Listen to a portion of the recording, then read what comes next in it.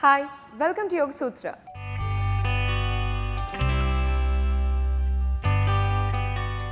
ఇవాళ యోగ సూత్రలో కృష్ణ గారు మనందరికీ ఏ ఆసనం పరిచయం చేయబోతున్నారో చూద్దాం.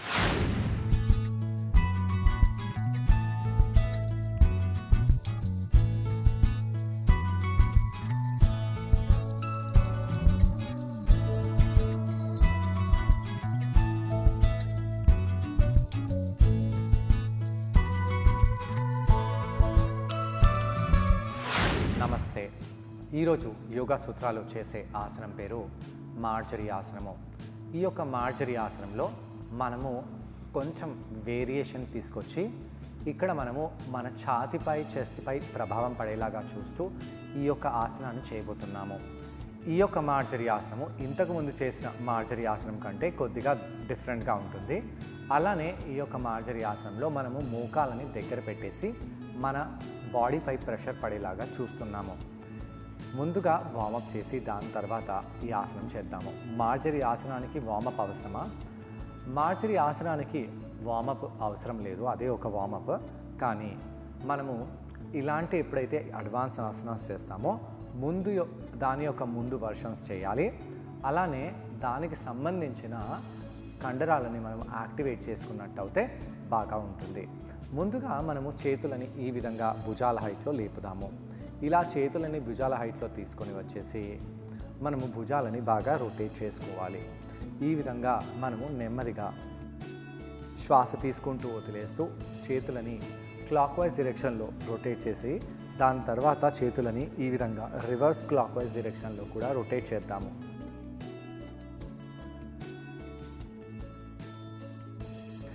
భుజాలతో పాటు ఈ మెడ సైడ్ వైపు కూడా స్ట్రెచ్ మనకు బాగా తెలిసి వస్తుంది. ఇలా చేసిన తర్వాత రెండు చేతులని ఇలా తీసుకొని వచ్చేసి ఈ విధంగా దూరంగా తీసుకెళ్ళండి.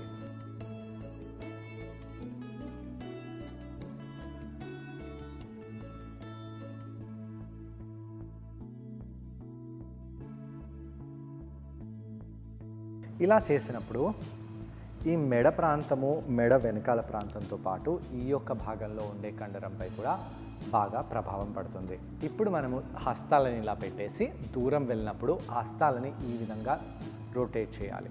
ఈ విధంగా చేతులని మనము సైడ్ టు సైడ్ తీసుకెళ్ళాలి. ఇలా సైడ్ టు సైడ్ తీసుకెళ్ళినప్పుడు భుజాలని రొటేట్ చేద్దాము.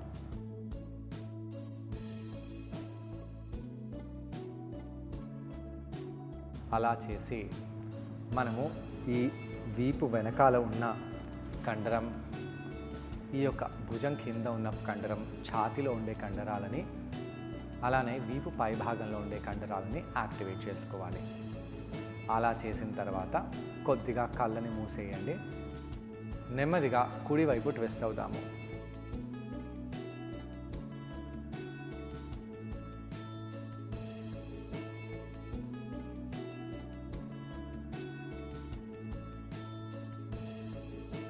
ఎడమ వైపు ట్విస్ట్ అవ్వాలి.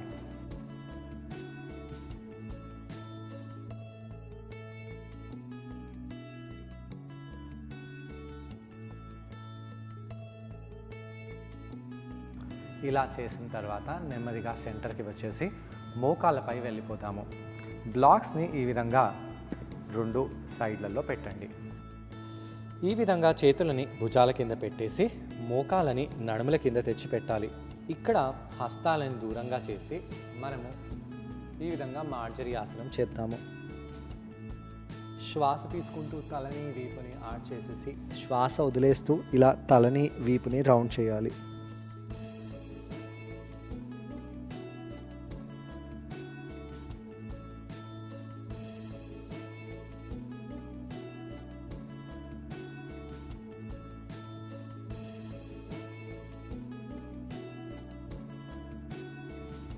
కొన్నిసార్లు ఈ విధంగా చేసిన తర్వాత చెస్ట్ పై ప్రభావం చూపించడానికి ఈ విధంగా కుడి చేతిని ఇలా పైకి చేసి ఎడమ చేతిని కింద పెట్టేసి ఈ విధంగా మనము రొటేట్ అవుతాము. ఇంతకుముందు ఈ యొక్క వార్మప్ని మనము చాలాసార్లు చేసాము. ఈ విధంగా కొన్నిసార్లు చేయండి. చేతిని పైకి చేసి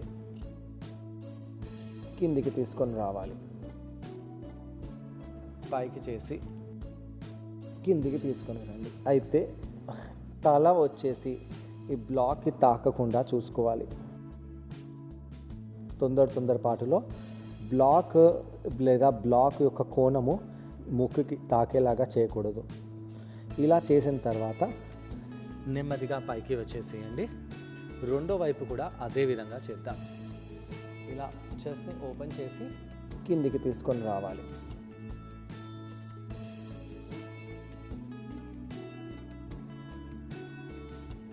మళ్ళీ చెస్ట్ని ఓపెన్ చేసి కిందికి తీసుకొని రావాలి. ఇక్కడ ఏమవుతుంది, ఇక్కడ భుజం కింద పెట్టడం వలన ఈ యొక్క ఎడమ వీపు వెనకాల భాగంలో ఉండే కండరాలపై చాలా ప్రభావం పడుతుంది.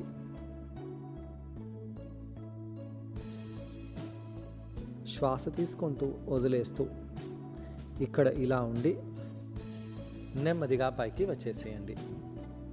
అయితే ఈరోజు ఏం చేయబోతున్నాము, ఈరోజు ఈ రెండు మోకాలని దగ్గరగా తెచ్చిపెట్టేసి ఈ కాళ్ళ వేలని వెనకాల వైపు చేస్తున్నాము. సాధారణంగా మార్జరీ ఆసనం చేసినప్పుడు మోకాళ్ళని ఇలా దూరంగా పెట్టి చేస్తాము. అలా కాకుండా ఈరోజు మనము మోకాళ్ళని దగ్గరగా తెచ్చేసి జాయిన్ చేయాలి. మార్జరీ ఆసనం చేసినప్పుడు కాళ్ళ వేలని జనరల్గా ఇలా లోపలి వైపు చేసి పెట్టడము లేదా ఇలా వెనకాల వైపు చేసి పెట్టడం చేస్తూ ఉంటాము. అయితే ఇప్పుడు మనము ఇలా మోకాళ్ళని వెనకాల వైపు టర్న్ చేసి ఇంతకుముందు చేసిన ఆసనం మనం చేయబోతున్నాము. ఇప్పుడు మనము కుడి చేతిని ఇలా పైకి చేయండి. ఇక్కడ ఎలా అనిపిస్తుందో గమనించండి. ఇలా మోకాళ్ళని దగ్గర పెట్టి కుడి చేతిని పైకి చేయగానే ఈ యొక్క సైడ్ భాగంలో పడే స్ట్రెచ్ చాలా తీవ్రంగా అయిపోయింది. అలానే ఇలా భుజాన్ని కింద పెట్టేసి ఛాతిని ఓపెన్ చేసినప్పుడు ఈ యొక్క ప్రాంతంలో పడే స్ట్రెచ్ చాలా తీవ్రంగా అయిపోయింది. అలానే ఇక్కడ మన శరీరం వణుకుతుంది. అంటే ఎందుకు వణుకడము, బ్యాలెన్స్ తప్పి పడిపోతామా అని. ఈ విధంగా మనము చేతిని పైకి చేయడము, కిందికి చేయడము, చేతిని పైకి చేయడము, భుజాన్ని కిందికి చేయడం చేస్తూ ఉండాలి. ఎప్పుడైతే మనం ఈ విధంగా చేస్తామో మనకు చాలా ఛాలెంజింగ్గా అనిపిస్తుంది. ఏంటి ఆ ఛాలెంజ్? మోకాళ్ళని ఇలా దగ్గరగా పెట్టేసి వేళ్ళని ఇలా చేసినందుకు ఈ యొక్క పోస్చర్ కష్టంగా అయ్యింది. పైకి వచ్చేయండి. కావాలంటే కొంత సమయం పాటు రిలాక్స్ అవ్వచ్చు. దాని తర్వాత రెండో వైపు చేద్దాము. ఇలా ఎడమ చేతిని పైకి చేయండి. చేసి ఎడమ భుజాన్ని కిందికి తీసుకొని రావాలి.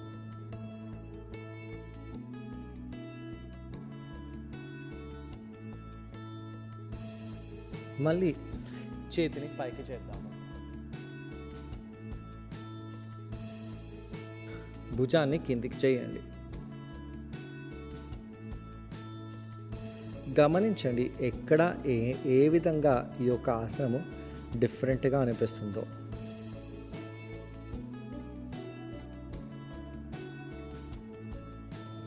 మళ్ళీ పైకి చేసి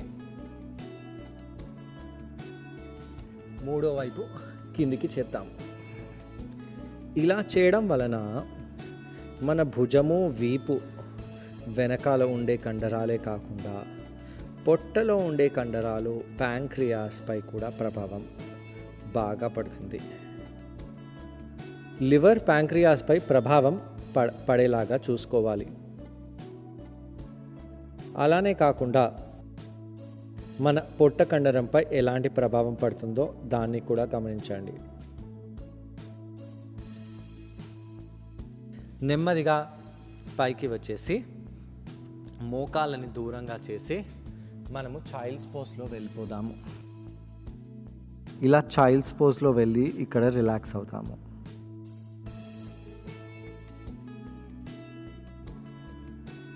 ఈ ఆసనం ట్రై చేయడానికి కృష్ణ గారితో పాటు నేను కూడా జాయిన్ అవబోతున్నాను.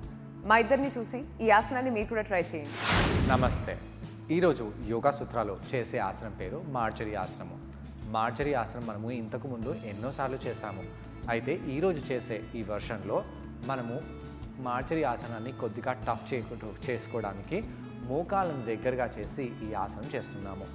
అయితే మార్జరీ ఆసనం జనరల్గా మన ఛాతీ ఇంకా వీపుపై బాగా పనిచేస్తుంది.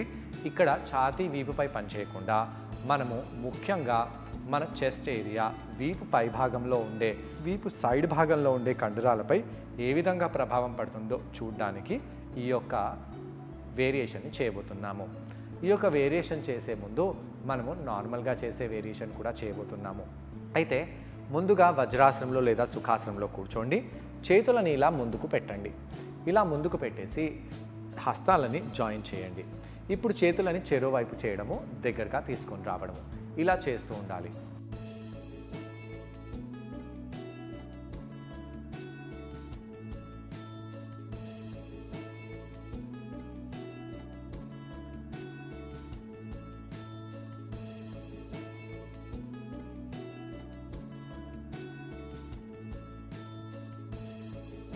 ఈ విధంగా కొన్నిసార్లు చేతులని మనము దూరంగా చేయడం, దగ్గరగా చేయడం చేయాలి.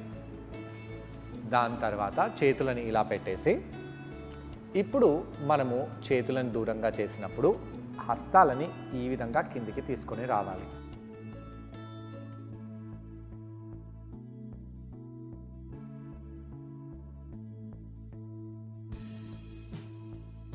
ఇదే విధంగా కొన్నిసార్లు మీరు దగ్గరగా దూరంగా చేయండి.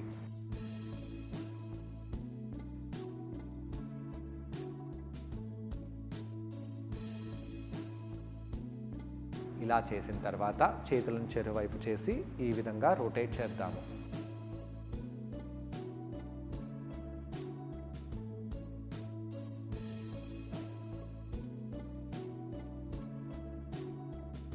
రివర్స్గా కూడా చేయండి.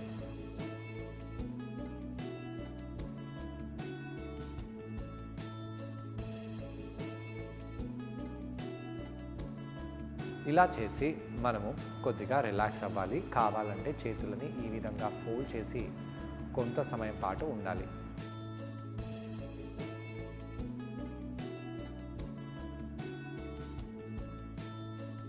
ఇక మనము మోకాలపై వచ్చేసి చేతులని కింద బ్లాక్స్ని పెట్టుకుందాము. హస్తాల కింద బ్లాక్స్ని పెట్టేసి ఆర్చ్ చేస్తూ వీపుని ఆర్చ్ చేయండి, బ్యాక్ని రౌండ్ చేయండి.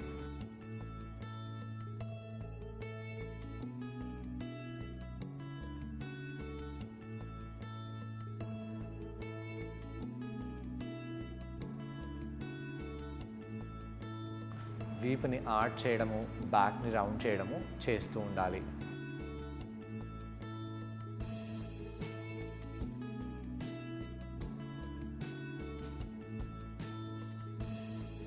ఇలా కొంత సమయం పాటు మనము వీపుని ఆర్చ్ చేయడము, బ్యాక్ని రౌండ్ చేయడం చేసిన తర్వాత మోకాలని దగ్గరికి తెచ్చేసేయాలి. ఇలా మోకాలని దగ్గరగా తెచ్చేసి కాళ్ళ వేళ్ళని కూడా దగ్గరగా తెచ్చేసి వెనకాల వైపు స్ట్రెచ్ చేద్దాము. కొంత సమయం పాటు ఇక్కడ ఉండండి. ఈ యొక్క పాస్చర్ మన మోకాలని దగ్గరగా తీసుకొని రావడం వలన కష్టంగా మారింది. ఎందుకు? ఇక్కడ బ్యాలెన్స్ చేయడము కష్టము. తలని ఇంకొద్దిగా ముందుకు చేయండి. ముందు వైపు చూడండి. ఇలా కొంత సమయం పాటు ఉండి నెమ్మదిగా కాళ్ళని దూరంగా చేద్దాము. ఇప్పుడు కుడి చేతిని కుడివైపు ఓపెన్ చేసి చెస్ట్ని ఓపెన్ చేద్దాము. భుజాన్ని ఎడమ చేతి కింద దగ్గర బ్లాక్ దగ్గర పెట్టండి. ఈ విధంగా కుడి చేతిని కుడివైపు ఓపెన్ చేయండి. మళ్ళీ షోల్డర్ని కిందికి తీసుకొని రండి. 8 నుంచి 10 సార్లు చేద్దాము.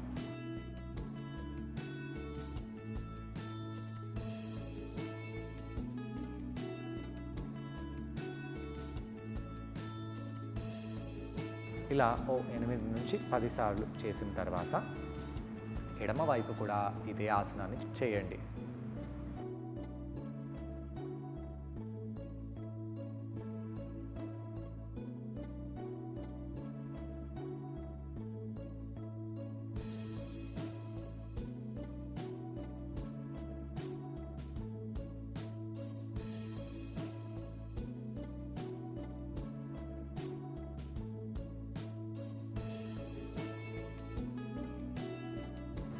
ఇలా చేసి మనము కొంత సమయం పాటు వజ్రాసనంలో కూర్చొని మళ్ళీ చేతులని ఇంటర్లాక్ చేసి ఇలా దూరంగా స్ట్రెచ్ చేయాలి. ఇలా స్ట్రెచ్ చేసినప్పుడు భుజంలో, వీపులో ఎలా అనిపిస్తుందో గమనించండి.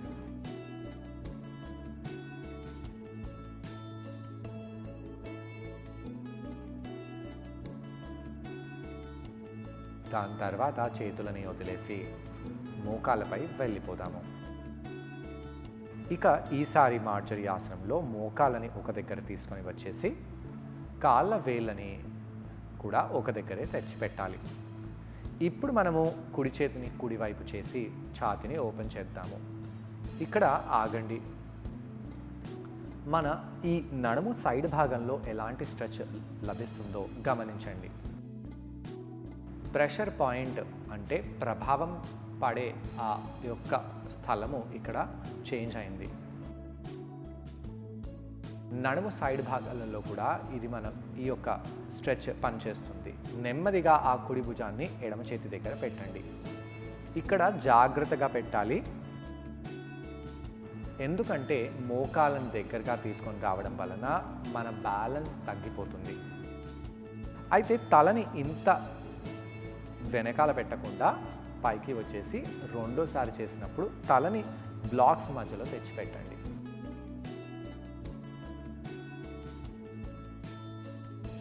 ఎలా అనిపిస్తుందో గమనించాలి. ఈ యొక్క వెర్షన్ని మనము 5 to 6 టైమ్స్ చేద్దాము. నెమ్మదిగా చేయండి. అయితే జాగ్రత్తగా చేయాలి. ఎందుకు? బ్లాక్ మన ఫేస్కి తాకకూడదు. కావాలంటే ఈ బ్లాక్ని తీసివేసి అటువైపు ఆసనాన్ని చేయవచ్చు. ఇలా చేసినప్పుడు ఫేస్ బ్లాక్కి తాకకుండా చూసుకోవాలి. ఇలా చేసిన తర్వాత నెమ్మదిగా పైకి వచ్చేసేయండి. రెండో వైపు బ్లాక్ని జరిపేసి రెండో వైపు కూడా ఆసనాన్ని చేద్దాము. చూసారు కదండి, ఈ ఆసనం పేరు మార్జరీ ఆసనం. ఈ ఆసనాన్ని మనం బ్లాక్ సహాయంతో చేసాం. ఈ ఆసనం చేయడం వలన ఛాతీ బాగా ఎక్స్పాండ్ అవుతుంది, ఛాతీపై మంచి స్ట్రెచ్ పడుతుంది, వీపు భాగంలో ఉన్న కండరాలు కూడా బాగా ఎక్స్పాండ్ అవుతాయి. స్పెషల్గా వీపు వెనుక భాగంలో ఉన్న కండరాలపై మంచి ప్రభావం పడుతుంది. పొట్ట కండరాలు కూడా బాగా స్ట్రెచ్ అవుతాయి. అండ్ ప్యాంక్రియాస్ అలాగే లివర్ పై కూడా ఈ ఆసనం చాలా బెనిఫిషియల్గా ఉంటుంది. ఇక్కడ కూడా మన మోకాలు దగ్గరగా ఉన్నాయి, టోస్ దగ్గరగా ఉన్నాయి. ఛాతీని ఓపెన్ చేయండి, భుజాన్ని కింద పెట్టండి.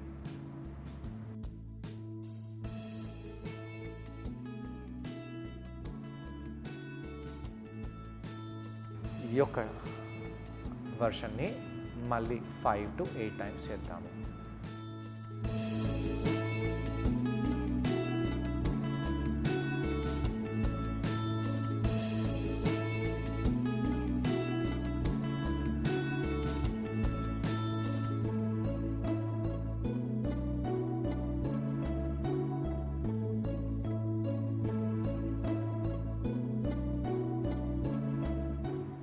ఇలా చేసి మనము రిలాక్స్ అవుతాము.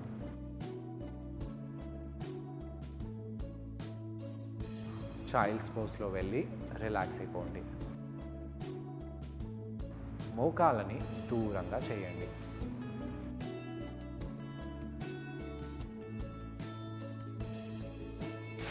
ఇలా కౌంటర్ చేయడం వలన వీపు కండరాలు, భుజాల కండరాలు బాగా రిలాక్స్ అయిపోతాయి. మరి వాళ్ళ యోగ సూత్రంలో కృష్ణ గారిని మనం అడగబోయే ప్రశ్న ఏంటంటే, ఈ ఆసనం చేసేటప్పుడు మనం అందరూ ఎటువంటి జాగ్రత్తలు పాటించాలి? ఈ ప్రశ్నకు సమాధానం కృష్ణ గారిని అడిగి తెలుసుకుందాం. ఈ ఆసనం చేసేటప్పుడు ఎలాంటి జాగ్రత్తలు తీసుకోవాలి? ఈ యొక్క ఆసనం చేసేటప్పుడు మన మోకాలపై బాగా ప్రెషర్ పడకుండా చూసుకోవాలి. మోకాలు ప్రాబ్లం ఉన్న వాళ్ళు ఈ యొక్క ఆసనం చేయకుండా ఉంటే మంచిది, లేదా చాలా జాగ్రత్తగా ఈ ఆసనాన్ని చేయాలి. ఈ ఆసనం చేసేటప్పుడు పృష్ఠ భాగాలని బాగా వెనకాలకి పుష్ చేయకూడదు. అలా పృష్ఠ భాగాలను వెనకాల వైపు పుష్ చేసినట్టు అయితే వచ్చే స్ట్రెచ్ అంతా కాళ్ళ వెనకాల భాగంలో ఉండే హ్యామ్స్ట్రింగ్పై పడుతుంది, నడుముపై తొడపై పడదు. రెండు పాదాలపై ఈక్వల్గా వెయిట్ని మనము పెట్టేసి ముఖ్యంగా కుడి తొడపై బాగా ప్రెషర్ పడేలాగా చూస్తూ అలానే చెస్ట్ ఇంకా నడుముని కూడా ఎంగేజ్ చేస్తూ ఈ ఆసనం చేయాలి. అలా చేసినట్టు అయితే దీనితో వచ్చే లాభాలు మనకు సంపూర్ణంగా లభిస్తాయి. సో చూసారు కదండి ఇవాళ యోగ సూత్రులు మార్జరీ ఆసనం. మరి ఈ ఆసనాన్ని మీరందరూ తప్పకుండా ట్రై చేసి దీనివల్ల వచ్చే బెనిఫిట్స్ని మీరు కూడా పొందండి. తిరిగి రేపటి ఎపిసోడ్లో మరో ఆసనంతో మరికొన్ని బెనిఫిట్స్తో మనం మళ్ళీ కలుసుకుందాం. అంతవరకు stay fit and be healthy. Bye.